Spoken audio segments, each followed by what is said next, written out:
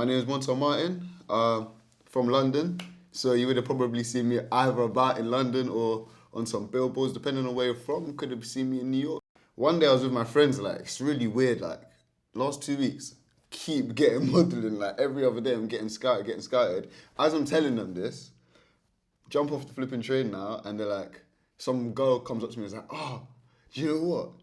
You should be a model, like, here's my card. I'm like, this is ridiculous now. Maybe I should do this. I got a bunch of cards from people, and I basically just went to the first card I got out of my thing. I was like, all right, let me just go in and see what it's saying. And then I went in, and the rest was literally history. 2 months later, it was Fashion Week. That was a mad week, because I'm going into places thinking, let me just be myself. Alexander McQueen, the casting director, is asking people where they're from. And usually everyone says, oh, like their country and like the city. But like, I'm like so used to like saying Kensal Rise, because I just say Kensal Rise, and she's like, where are you from? I said Kensal Rise. Funnily enough, she's from Kensal Rise. She just started laughing, literally started laughing, and then she gave me that job. She put me on proper, that lady.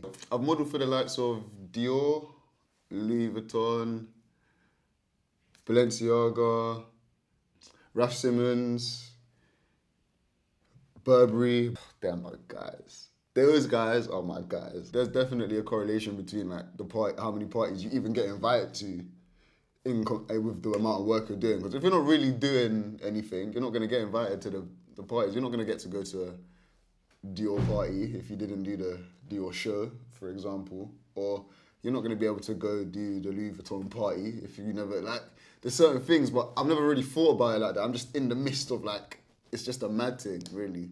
I know male models who aren't gay, who've done stuff for jobs, 100%. They're giving man head, all of these mad stuff, and it's just like, but they'll do it for the job, and that's not personally my portion. I'll rather not have the job, me personally. But some people just want that, like, I need the fame, like, I need the, give me that. Like, bro, like, how do you sleep at night? You know, like, if you catch this interview on my days, you know, bro. I would say Ajwa. I would deem she's a supermodel now, and she's a really good friend of mine. That's one person you'd say is, like, yeah, she's sick. I had the opportunity to link up with Tiny. And it's funny. Oh, I've got a funny story to tell you about Tiny. So basically, I'm meeting my friend Raf at this hotel. He's about to do the Dolce & Gabbana show. And I don't know that Tiny Temper knows who I am, but I've been doing bits as a black boy from London, doing all of these mad shows. There's not many of us out here, especially back then. There was actually it's just me by myself, really and truly. So I'm going to link my boy at this hotel. It's a mad hotel. Security doesn't want to let me in, you know. Like, I'm gone there. It was like, oh, like, what are you doing? We're in Italy now. We're in Milan. The kind that's like, what are you doing here? Like, what? I'm a bit rattled. Tiny Temple comes, puts his arm around me, starts taking pictures with me, with all like paparazzi go crazy. I'm just there like, wow, this is a mad thing. Then he just brings me in the hotel with him. Sick. And then we've been cool from there. He's like, yeah, right. And then I've done a couple shows with him for his brand, which has been sick. Like, he's the guy for real, man. He's a 30 guy. In my first season, I closed the Raf Simons, yeah. And that was the show I felt like I had the most fun at, because you can even see in the picture, like, I realized in my head, wait a second. Me, Montell, in this long pink jacket, walking through here, and like, even how I even got the show, like, me, those times I didn't know who anyone was, so I was like, my flipping agency were telling me, oh, you've got to go do this Raf Simons show. I mean, not show, you've got to go to this casting, but these times I'm tired, I'm in Paris, in some foreign land I've never been before, traveling around, I'm knackered now. They're telling me I need to go to this other casting and it's far away from where I'm staying.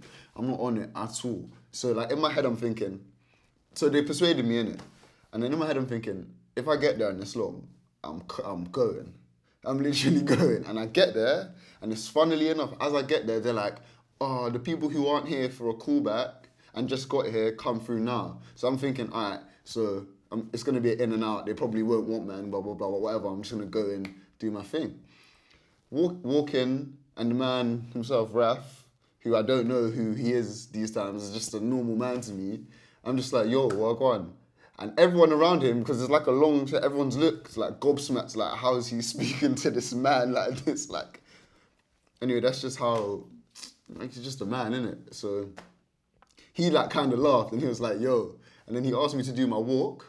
I did my walk and then he was like, oh, slow down just a tiny bit, slow down. And then he was like, yeah, sick. Then he started, like, he literally, all the other models who've been waiting for time had to wait for more time. They had to wait for more time. And I got dressed in my thing. And then he was like, oh, like, because he had a Michelin star chef just upstairs, just for him, like, and I was like, oh, come upstairs. These times, all the other models are being there waiting for long. They're just seeing me bop upstairs, having a nice dinner. Like, it was a bit deep, but I enjoyed that stuff. I haven't bought, nothing I'm wearing I bought. Except for even my socks I didn't cop. Like, yeah, no, that's a big perk. I got stuff in my yard. That's like, yeah, I got some bags that I'm not paid for. Everyone's like, raw, Montell, you're doing your thing. How'd you get that bag? For free. For free, I never. Yeah. One time, this jacket I was wearing had a brooch on it that was 50 bags. The brooch, but it wasn't like, yeah, just the thing that was on the jacket. I just never touched it. I just was like, yeah. Even because they put on the clothes for you sometimes. Like jackets, I was like, yep, this is one new you guys are putting on me. No one's telling me I mashed up the 50k brooch. Yeah, that was a mad thing still. I reckon there's bags that I've held that's like 100 bags. A model's life outside of modeling is kind of, yeah, sex, drugs, rock and roll. Depending on the model, obviously, like, you have different types of models, but during fashion weeks and them times there, it's definitely that. Like, in the spare time, it's almost like, because there's quite a lot of pressure, to be honest. It's almost like a release of, like, going raving and, like, burning bare weed and stuff like that. That's what, bro, all of them, everyone, even me, I just quit, what? We say drugs everywhere. Yeah, man, everywhere. Not at the shows, but like at the parties and all the time, man. It's a mad life. And it's like, they got so much spare time and you're getting paid like quite a mad amount of money and you're young. It's like, what the flip? It's actually like, I got this spare time and this money. Like, I'll work, like, what people are going to get for their month of work, I'm going to get that in a day. And then I'm going to have a month, like, I can have it all. I could say I work 5 times in a month. That's like half of some people's whole yearly wage. So, but I have way more free time. You can get lost so easily, which I felt like at the beginning of my modelling thing, I definitely was getting a bit like, oh, like now I've got free time, I'm gonna just smoke some weed, just play some games, not really like thinking of another craft, innit? This transition into music's got me into such a different headspace of where like, my priority is so much music. Like, it's just music. I just want to do music. I either want to be in studio doing music or doing something like working on a video to do with music. I would say rap music because I'm rapping. But I'm a bit melodic with it. At the same time, I feel like I got my melodies going on in there. I don't know who to really compare myself to right now. Like, there's no one in the UK I'm comparing myself to. No shade, but slightly shade. In 10 years, I want to be like, I've got the most number ones out of all the UK men. And Tiny right now has the most number ones. He's got 7. I just need to have 8. My thing is, I would rather be a pop star than a rapper because pop stars are in a different realm of bag. Like, they're just different. It's like, their thing is different. Ed Sheeran made 500 mil off of touring in 1 year, bro. That's the pop star bag. Now I'm doing music, I have to do the mad thing. The same way with modeling, it was at a certain level. I want the same thing with my music. It needs to be up at a certain level and like it can't dip below that.